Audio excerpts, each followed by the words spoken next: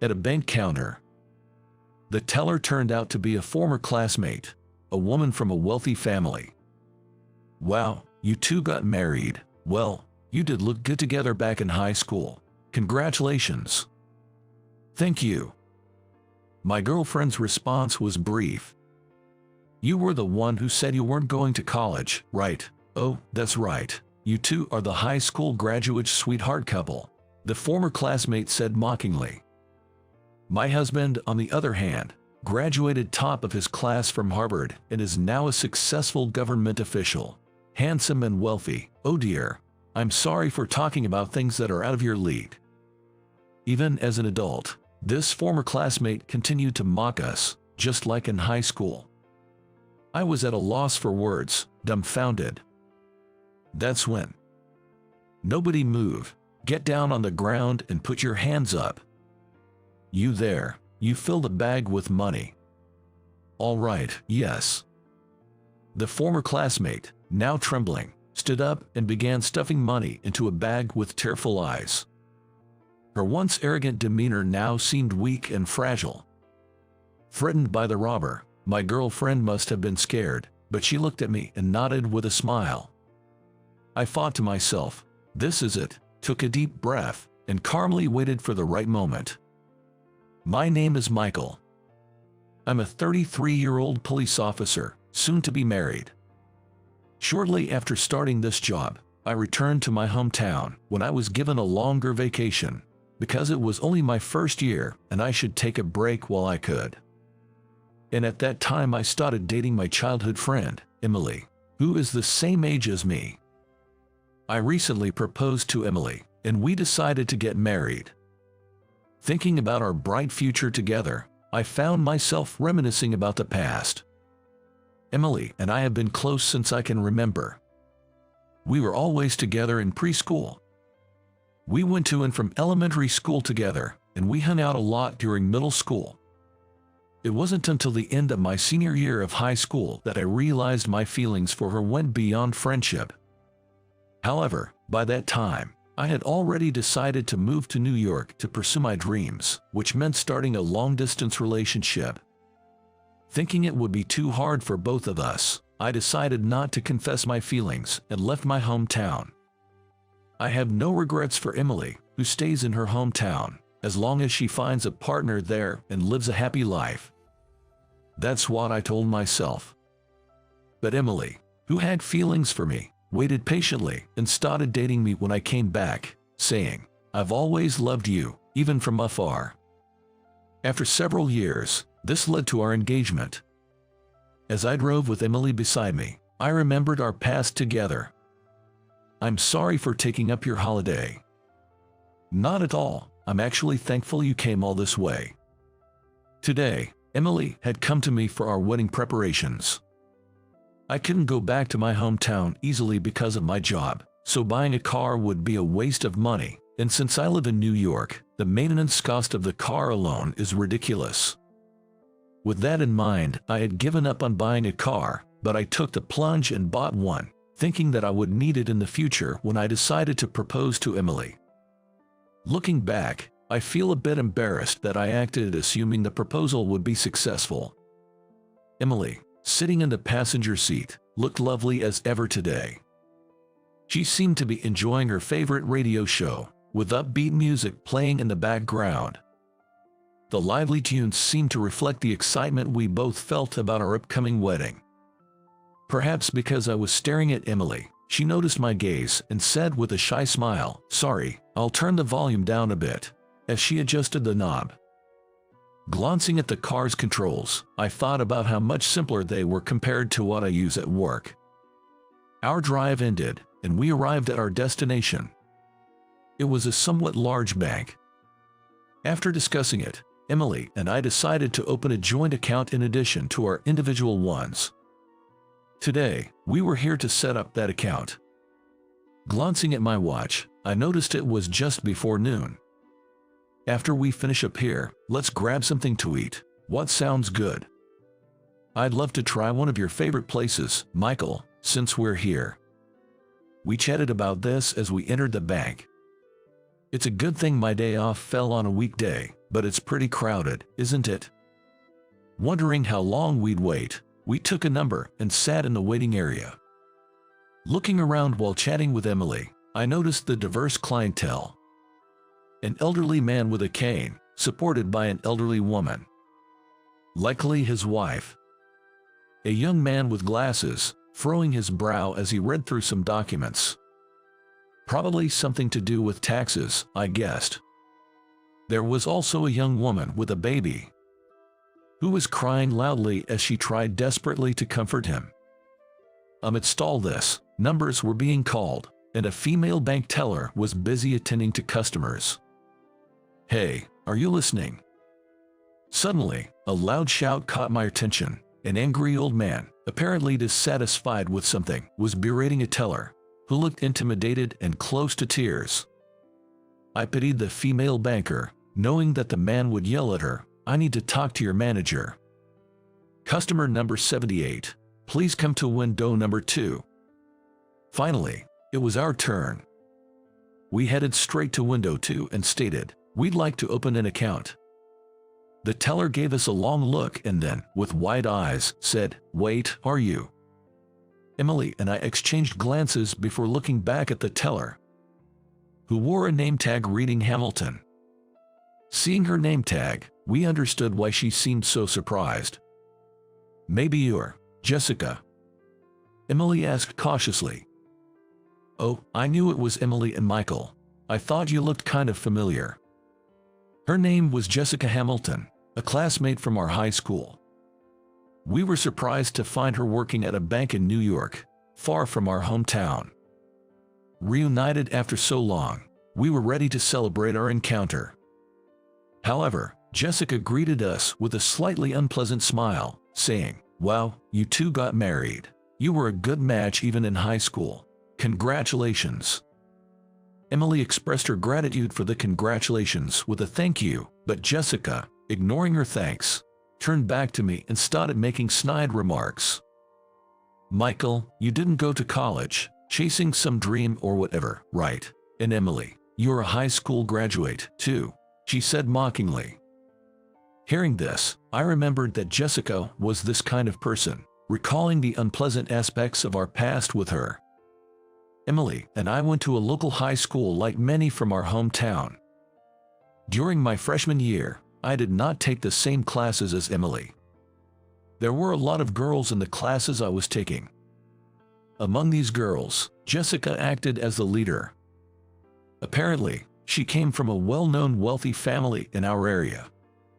She was wearing a luxury brand coat and expensive jewelry, and even her lunchbox looked like a deli from a high-end hotel restaurant, so much so that I could tell just by looking at her, oh, she's rich. Jessica was known for her excellent grades and athletic abilities. With all due respect, if I were to evaluate her appearance, she was considered one of the most beautiful girls in school, truly top level in terms of appearance. But she was what you call a girl with good looks but bad character. With an excessive desire for others to admire her, she wore luxury items and bragged about them all the time. After high school, she planned to attend university and then lead a glamorous life in New York, something she often mentioned to her friends. While I thought someone as smart as her could indeed achieve that, her arrogance made me not want to be a person like her. Unfortunately, Jessica and I were together in most of our classes during our sophomore and junior years. As the time to decide on our futures approached, Jessica's brooding intensified. "I'm going to Harvard, my SAT scores are fine, my GPA is perfect, and my dad is an alumnus. It's practically sure thing," she'd proclaim loudly to her classmates. "Jessica is amazing. That's Jessica." I thought she was someone who wanted to be admired by others anyway when I saw her snickering at the praise of those around her like that. But in fact, considering her grades, she was as competent as she boasted, which made me feel frustrated, like jealousy. Our first interaction with Jessica happened by chance in the hallway while Emily and I were talking, and Jessica, boasting as she walked through various classes, spotted us. Jessica, upon spotting us, approached with a smug grin. Jessica teased, "Hey, Are you two dating? Concerned that rumors might trouble Emily, I quickly clarified, no, that's not it. We're childhood friends. I regret now that Emily seemed a bit saddened by my response at that time. Disinterested, Jessica said, boring, but then turned to me, fishing for compliments. So, Michael, which university are you applying to? I'm, of course, going to Harvard. I honestly replied, I'm not going to college. Jessica laughed. What? So you are going straight to work after high school? That's hilarious. Annoyed but trying to stay calm, I explained, I have a dream. After high school, I'm planning to move to New York to pursue it. Yet, Jessica continued to laugh disinterestedly at my words, saying, not going to college, huh? Then, turning to Emily with a laugh, she asked, and you, Emily, was it? What are your plans after graduation? Emily, a bit puzzled, responded, I'm thinking of working where I currently part-time. Jessica burst into laughter. You two, a high school graduate. So, a high school graduate couple. How perfect. You two are a great match. Though Emily didn't say anything, it was clear she was annoyed. I was furious too, but decided it was a waste of energy to engage with someone like her, so I tried to distance myself from Jessica. In the end, Jessica continued her boasting until graduation. And now, Jessica, a Harvard graduate, works here at this bank. By the way, I got married a few years ago.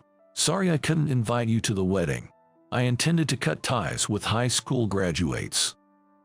My husband also graduated from Harvard, at the top of his class, and now he's an elite government official, handsome and wealthy. I'm sorry for talking about things that are out of your league, she said, starting to boast again. Jessica went on, so, how about you, the high school graduate couple, struggling to make it rough tomorrow? Need me to treat you tonight? As I endured Jessica's snide attitude and was about to calmly explain with a no, actually, a scream suddenly pierced the air from somewhere. Turning towards the sound, we saw a masked man holding a knife to a young woman, taking her hostage and shouting, "Nobody move! Get down on the ground and put your hands up!" The knife was pressed against the hostage's neck, and it was clear any resistance could have dire consequences.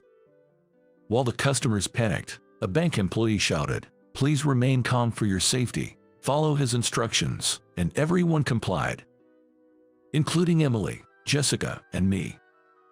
I couldn't see Jessica from behind the counter, but I could hear her trembling voice. Why is this happening to me? Why? Emily looked at me anxiously. Michael. It's okay, let's just stay put for now. I whispered to calm Emily, and kept an eye on the man. The man dragged the hostage to the counter, threw a large bag on it, and yelled, "Fill this up with all the money you have." All right, yes. The bank teller from before, who had been yelled at by the old man, responded tremblingly. I felt sorry for her unlucky situation but had to hold back from intervening. As the teller hesitated, the robber shouted, "Hurry up!" Crying, she began to fill the bag with money, saying, "Okay," but soon after, she suddenly collapsed, appearing dizzy. The robber became enraged. "What the hell? Are you kidding me? You don't care what happens to the hostage." Someone, possibly a manager, explained. She passed out. The robber, clicking his tongue, pointed the knife at another employee. "You there, you take over and fill the bag." "Huh?" A stunned voice nearby responded. It was Jessica who was chosen. Frozen and unable to move, Jessica was forced into action as the robber pressed the knife closer to the hostage and shouted, "Hurry up!" "Oh yes, yes." Trembling, Jessica stood up and started filling the bag with tearful eyes, occasionally glancing at us. Even someone as proud as Jessica was scared, and seeing familiar faces might have been her way of seeking comfort. I was conflicted. I've always thought of Jessica as unpleasant, always boasting about something, and sometimes belittling others like earlier. But seeing Jessica working in tears under the threat of a robber, she looked no different from any ordinary woman. Sensing my hesitation, Emily looked at me and held my hand. Probably scared herself. Yet, when she saw my face, she nodded with a reassuring smile. In my heart, I resolved, well, it's my day off, but I can't just stand by, let's do this. I took a deep breath and calmly waited for the right moment. The robber was unpredictably pointing the knife at Jessica and then at the hostage.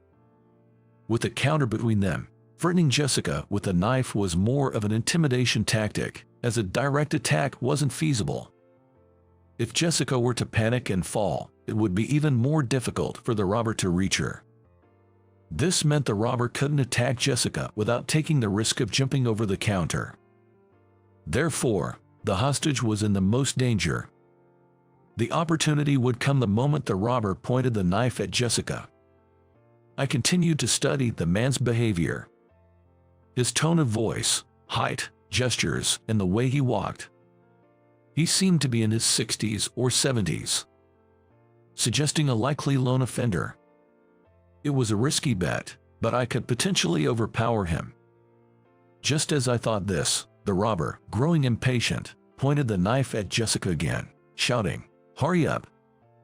Deciding now's the time, I charged at the robber, tackling him in an effort to forcefully separate him from the hostage. I managed to push the hostage to safety and confronted the robber one-on-one. I disarmed him, twisted his arm behind his back, and brought him to the ground, ensuring no one else was hurt. "Tillotson Jessica," I said, "call the police." But Jessica seemed confused, repeating, What? In desperation, I yelled, "Jessica." Finally snapping to attention, she responded, "Oh, okay, got it," and started to act. The thwarted robber, now reported to the police, broke down in tears. I had acted on the assumption that he was working alone, but I remained vigilant just in case. I checked the surroundings cautiously, but no one else seemed to be causing trouble, reassuring me that it was indeed the lone perpetrator. After a while, the police arrived and took the robber into custody. As the scene calmed down with the arrival of the police, Jessica approached me. Still shaken by the threat. Trembling, she asked, "Who are you, really?" Your actions, they weren't like those of an ordinary person. To be honest, it was quite impressive. I hesitated, wondering if she would mock me again, but decided to be honest, seeing she wasn't in a state to do so. Actually, I'm a member of the SWAT team, which is a special forces unit, at New York City Police Department, I explained. I've always been more athletic than most. I was always the fastest runner, played harder than other kids, and although I got minor injuries, I never broke any bones. My parents told me I was a wild child who loved physical activity. During a family vacation in elementary school, we encountered a standoff incident. It was summer, and there were many families around. The sound of the perpetrator's warning shots made the children cry. Parents, trying not to provoke the perpetrator, desperately tried to calm their children, creating a tense atmosphere filled with despair. Yet, I remained calm. I intuitively felt the panicking wouldn't help and stayed quiet. Holding my mother's hand as she comforted me, I waited patiently for help to arrive. Eventually, a SWAT team appeared and swiftly apprehended the perpetrator. To me, trapped in a dire situation, they seemed like heroes. That experience inspired me to join a special forces unit myself, aiming to help many people. Determined to join the special forces, I began to train both my body and mind, aiming for higher goals. Being naturally athletic, I started training, and my friends joked it would be double advantage. While being good at sports became part of my identity, I made sure not to become just a musclehead and worked hard on my studies too. However, I was a little jealous of Jessica in high school because I couldn't match her in studies. I decided to go to New York as a high school graduate to fulfill my dream as soon as possible. Jessica would mock me for being a high school grad, but it was merely a mild annoyance to me, as I had also been working on my mental strength. Unlike me, however, Emily would sometimes end up crying because of Jessica's words. I would comfort her, and that helped Emily recover. It was during these times that I began to see Emily as more than a friend. I wanted to protect her, cheer her up, and see her smile. Gradually, I started showing my affection for her. Despite various hardships, I eventually joined the Special Forces unit, a long-held dream of mine. Alex, a classmate from the police academy, was a true friend through thick and thin, sharing laughs and even occasional arguments. Without him, I might have given up on my dreams. After graduating from the police academy and getting officially assigned, I took a long break to report back to my parents, during which I reconnected with Emily, and we started dating, eventually deciding to get married. Soon, Emily will move to be with me, and we'll start our life together. That's why we were at the bank, to open a joint account for our future together. Upon learning about my true identity, Jessica was astonished. "Can't believe you're in the Special Forces," she murmured. Actually, when I first came to New York, I was abducted because I was from a wealthy family, but I was saved by the people from Special Forces unit, so I've always been grateful to them. Jessica mentioned she has always been grateful to the Special Forces because of that experience. She apologized to me for her past rudeness, and also said sorry to Emily. She even expressed her thanks for our help. Despite some hesitation, Emily and I decided to forgive Jessica. She hasn't done anything to do any real harm to us, and I realized that the feelings I had for Emily were affection, not friendship, because there were times when I consoled her when she was depressed. I don't want to admit it, but maybe Jessica played a role in our current happiness. With our forgiveness, Jessica's demeanor brightened as she began to chat more freely. Jessica laughed. "I still work under my maiden name and haven't really announced my marriage, so it's understandable. But now it's Foster, Jessica Foster. Nice to meet you again." She reintroduced herself warmly. Then, a police officer who had come in response to the call approached us and saluted me. Looking closer, I saw it was Alex, an old friend from my days at the police academy. "Hey Alex, long time no see." I greeted him eagerly. Alex, laughing, said, "Long time indeed. I heard that you were the one who conquered the robber." The robber probably never imagined the SWAT team member would be at the scene. Anyway, good job. No one was hurt, and it all ended well. After exchanging a few words, Alex was called away by his superior. Though there was much to catch up on, it couldn't be helped. Our duties in the Special Forces kept us busy. The three of us enjoyed a momentary sense of liberation, but the thought that we might be questioned by the police later in the day quickly became depressing again. We shared a laugh over our shared depression. Later, Alex invited me for a drink. "Let's catch up properly.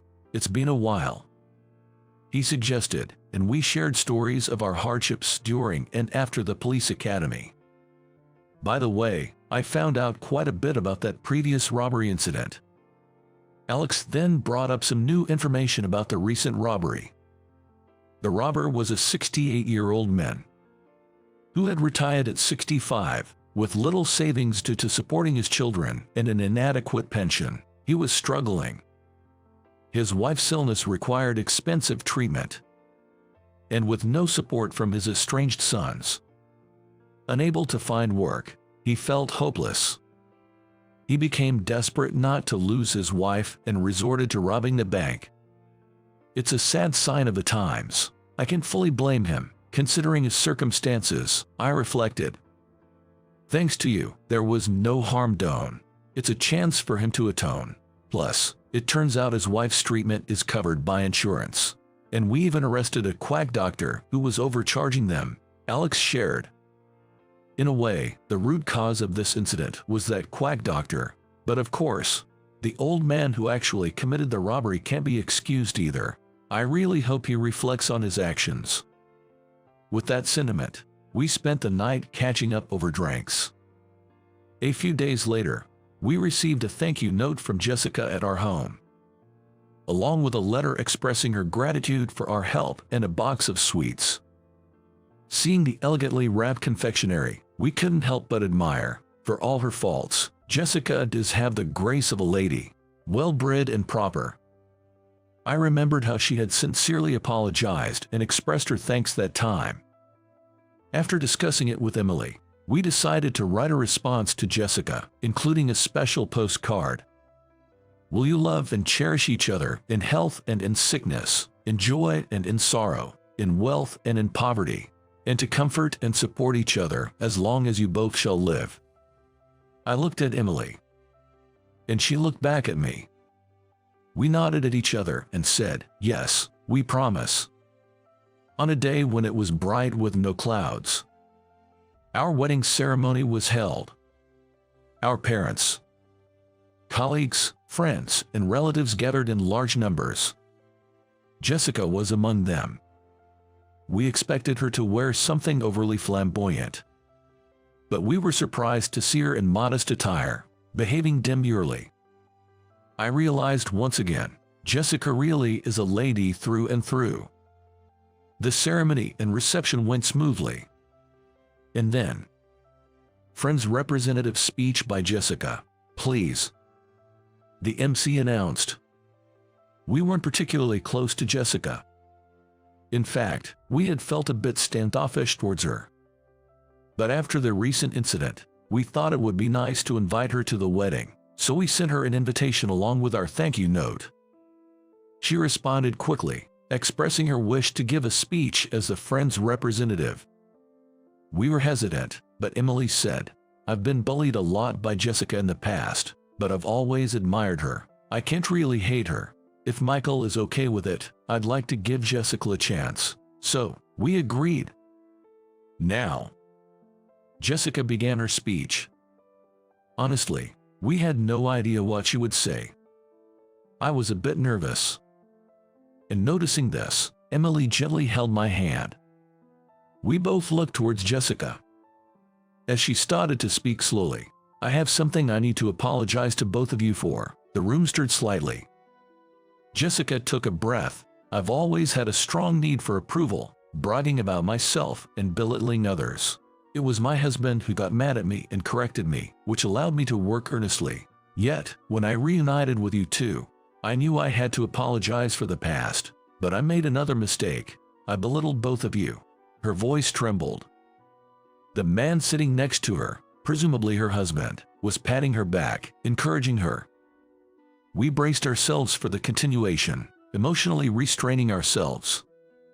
I was envious. Even though I lived a life of privilege, I was tied down to my hometown, to my family home, unable to experience free love. My academic path wasn't even my choice. I was just continually told to follow the path to elitism. Amidst all that, seeing childhood friends who trusted each other, who pursued their dreams and continued doing what they loved, carving out their own path, it made me feel so jealous, so unfair, and I hated it. So that was it. That's how it was. I wondered why she kept bothering us. It wasn't that she wanted our praise. Just like I envied Jessica's academic abilities, she harbored jealousy towards us. Maybe our indifference caused the misunderstanding. When we reunited, I should have simply congratulated you on your marriage. Instead, I fell back into my old high school ways, belittling and looking down on you and boasting. Even as I spoke, I felt increasingly empty inside. It was around that time that the incident occurred. You may have seen it on the news, the attempted bank robbery. Many of you might know, but it was Michael who played a crucial role in apprehending the perpetrator. A murmur of wow rose from the crowd. People close to me or those familiar with me knew the story, but it was probably new to Emily's friends and distant relatives. The police special forces unit that once saved my life. He achieved his dream. It was truly admirable, and Emily, who supports him, not only felt kind but also incredibly strong. Both of you have accepted my apologies and gratitude. I sincerely wish for your eternal happiness. I want to use this opportunity to apologize once again for everything up until now, and congratulations on your marriage. The venue fell silent. Yet, Emily started to clap. I joined in, clapping as loudly as I could, and soon, a wave of applause filled the venue. Thank you very much. Now, we'll proceed to the next Friends representative speech by Alex, announced the MC. As if he had been waiting for his cue, Alex, who had been standing by, came forward. Emily and I exchanged surprised looks and laughed together. Alex then lightened up the atmosphere, ensuring the wedding ended on a high note. It was such a happy and fun time. Holding Emily's hand, her eyes teary possibly from joy, I felt a glimpse of our happy future together. I pledged once more, as a member of the Special Forces, to protect people, and as myself, the individual, to protect Emily.